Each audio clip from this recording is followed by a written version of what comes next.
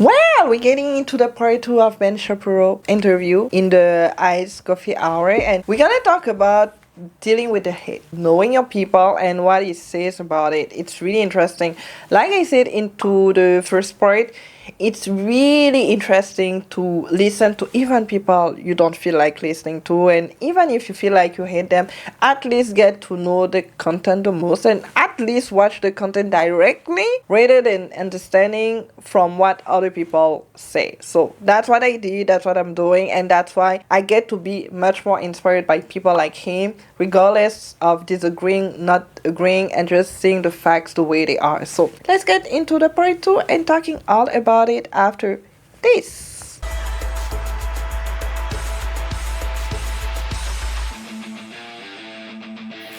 So I said in the part 2 that because Ben Shapiro created Daily Wire, and it's a massive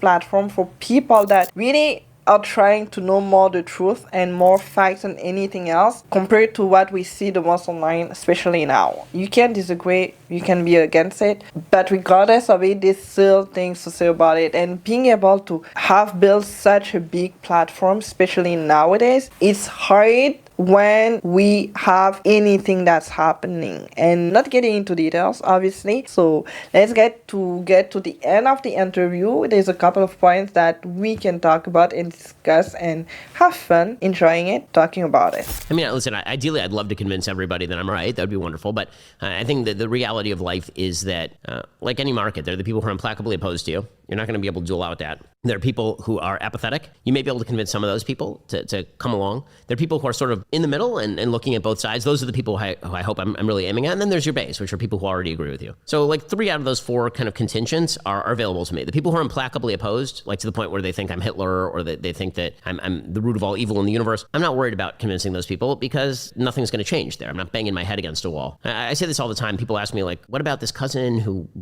argues X, Y, and Z, and it makes me so mad. And I always ask them, like, what's the purpose of the conversation? Start with that. What are you seeking to achieve in the conversation? And again, it sounds very cold and clinical that way. But the truth is that you can think about most conversations in life that way. I feel like the reason that I didn't want to open up so much about what I really think about when it comes to social media and the stance that I'm taking on, especially regarding people like Ben Shapiro, Matt Walsh, Candace Owens, Jordan Peterson, and so on, is because at some point I was so afraid of getting shut down and having people against me making me feel like I was the crazy one. When you are feeling that way, you tend to not even speak up. And he said something about the purpose of a discussion, the purpose of even an exchange or a debate. And I'm the person or the type of person where I'm just gonna shut down when I don't see the purpose of it. When I see clearly the person not hearing me, but assuming things about me, about what I think, just because I said I like that person or I think that person is right or I agree with that person, I just tend to shut down completely because I'm like, you know what, it doesn't even matter, because at the end of the day, my stand is still gonna be the same after the conversation. So I'm not gonna lose any sleep over it, but I'm not gonna entertain trying to have a conversation where I clearly see that you're not trying to be open, you're not trying to understand, you're trying to oppose and be into I know I'm right, and those are the things why I'm right and you are clearly wrong because, well, who thinks that way type of thing. The purpose of being online, being on YouTube, being on this channel, especially for me, being a creative coach, or understanding and helping people, guiding through their own self-confidence or just path to be more confident and being true creatives. I do believe that at some point I need to start speaking up more about certain things, and not necessarily to be into the opposition, but just speaking what I feel like makes sense and leading me to a certain truth. When you talk to people, when you're being online, when you're speaking up, it's not about being popular. You going with people agreeing with you first, and then those people, they're gonna go around and really sell your name for you. It's not about being popular for the sake of being popular. It's just about speaking the truth. Those people that I'm looking up to, they're not paying me to talk about them because I really watch them, they are inspiring me and motivating me to speak up more. When you're trying to please everybody, you're diluting yourself from the truth because you really want to be part of the social community. You really want to be part of the popular people. I find it being a trauma from, I feel like, high school when you were not that popular and you're trying to catch up. I don't want to be mean, but it's just a way where I'm like, we are past the age of trying to be popular. Right? We are looking to build things, building family, creating families, educate the younger generations, guiding them, helping them with everything that's happening here. So the point is not to be popular, is to speak facts. And that is going to be the thing where not everybody is going to agree on. And exactly what he said is about going to people that actually are already curious enough to be there. There's a channel that I know, Capturing Christianity, and the host there, he was Christian. He used to be Christian, but he was doing content around Christianity and around the fact that people would have doubt around believing in God and so on. And he would bring hosts or people that would talk about God, and himself being Christian was on that path of discovering more of the truth. And he ended up being Catholic just because he was looking for the truth. And he found that truth in the Catholic Church. Nobody forced him. Nobody tried to convince him. He looked for the truth and he found that. At the end of the day, it's not a matter of being popular. More and more, it's a matter of being true to you and having a truth, the truth. Not one truth, the truth. You're gonna have to disagree with a lot of people out there.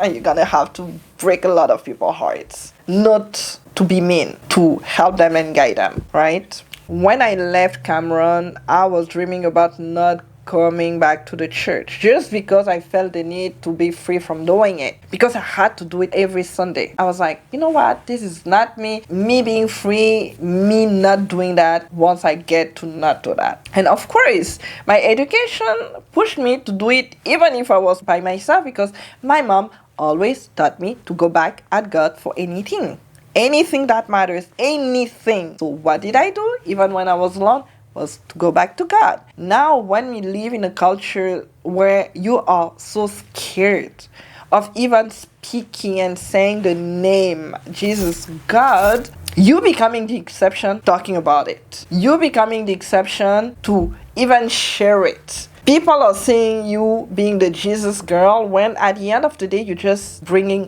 basics. When we get to even understand all those basic things and we're saying it nowadays, it becomes the exception. How can you say that? How can you say that, well, if you're man, you're a man. If you're a woman, you're a woman. How can you say it? It's no fun. I saw a podcast interview, I think it was a couple of days ago. Maybe I'm going to review it, we'll see. And Candace was on that. It was whatever podcast, and it was all around the woman, being the woman, feminism, and so on. And there's one woman saying that for her, feminism or just being a woman reminded her of just being a motherhood. And you had one girl taking offense of it, saying that it's actually offensive to say it, because think about women that actually can have children. And I'm like, it's not bad for me to say it if I feel that way. But for somebody else, it might not mean the same thing. That's fine.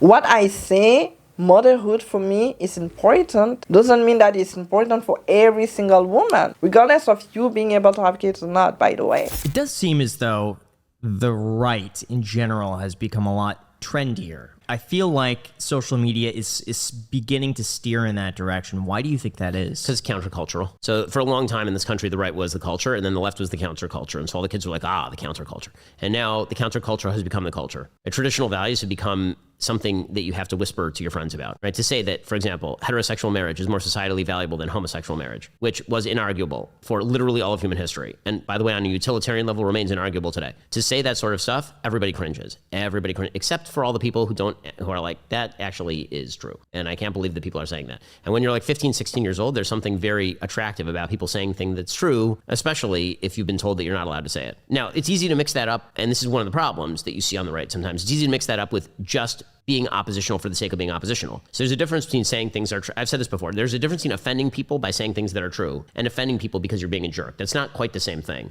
And I think that I think everybody has a tendency, because human beings are reactionary, to be like, oh, it pisses those guys off, it must be amazing. And so it makes it difficult to distinguish between people who are saying things that are untrue but piss that side off, and people who are saying things that are true and well thought out and piss that side off. When you get to be in that box of not being able to say anything and everything, this is where you're losing more of that creativity, because you are in the box. The same way that I see in Netflix and American movies is what I see through people and American people now. Is that we are in boxes. Everything bad inside the box. Anything outside of the box doesn't exist for people nowadays. And because of that, everybody else is seeing that perspective and just start agreeing with that perspective, forgetting that it's just in United States. When you live in United States, things change.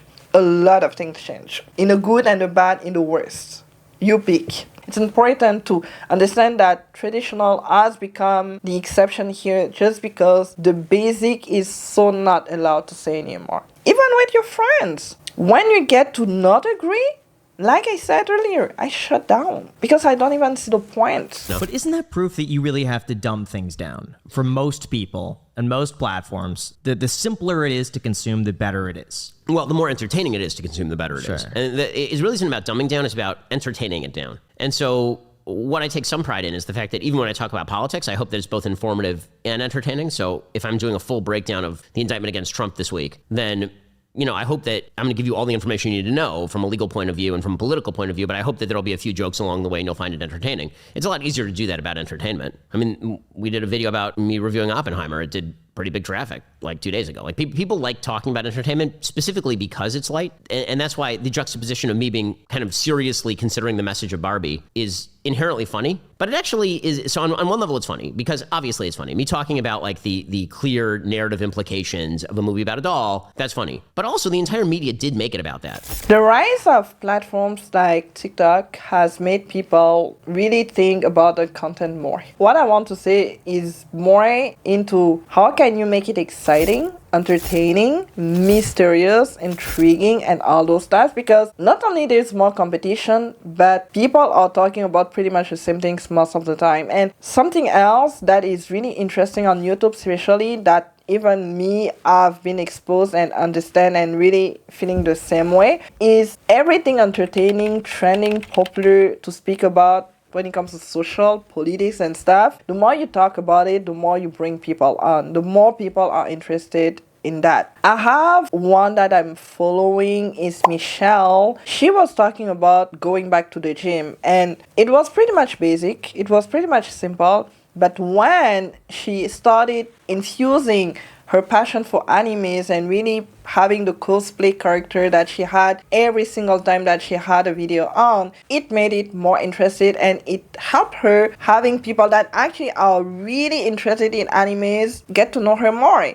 and get to really work with her and really going back to the gym, going back to be healthy and all that stuff. And because she was watching 90 Day Fiancé, she infused that as well in her content. Doesn't mean that because she's going to bring that kind of, let's say, content that usually are more entertaining than anything else, 90 Day Fiancé is, you're infusing with something that is very valuable, and that's the best combination, especially now. I feel like when you get to the basics of how to be confident on videos, how to be confident on YouTube, it's still gonna be a good video to do, but you have to find a way to infuse anything real life or social media, online life happening. Otherwise, people are just getting lost and confused, or they are not excited by watching your content. And I found myself watching more content, politically wise, social wise, things that are actually happening trendy, things that actually is coming more and more and is reacting to videos, right?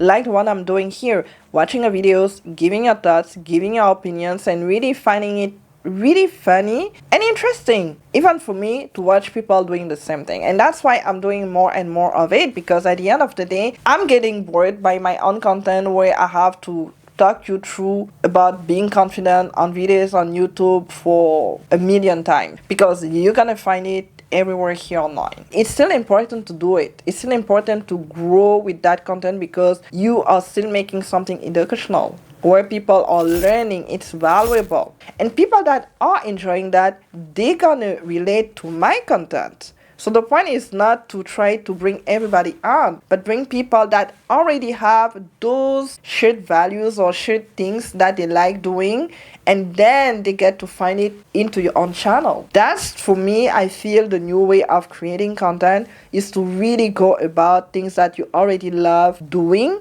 in real life and bring it here and making it just a person being human, a human that talks to people. And that's really why reacting to videos is something that people are more and more interested in, because they want to know the thoughts and opinions of people rather than just a basic understanding of being confident on videos, how to be on YouTube, how to be on TikTok, how to grow views. Other than that, there's a lot of people here online that actually are infusing a lot of things that they already like doing, that I already like doing, and that is just a great match.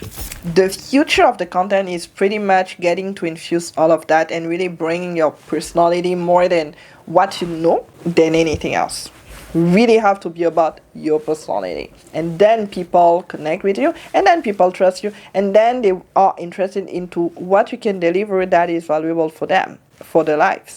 I hope you enjoyed it. I hope you took something out of it. This is gonna be the last part for Ben Shapiro, but again, I'm gonna have more content like that. Of course, I'm gonna get deeper and deeper and deeper. It's a process, step by step here. That is the first step, I guess. Just be prepared for more. Subscribe to my channel. I hope you are getting a lot more stuff than anything else, and I'm gonna see you on my next video. And if you want to work with me, the information, everything is down below. I'm a creative coach, so I'm looking to help people actually getting confident being online and speaking up, having a voice that matters and truly impacts people. So that's the point. Until then, I'm gonna see you for my next video. Like I say all the time, keep smiling because it's free and contagious in a good way.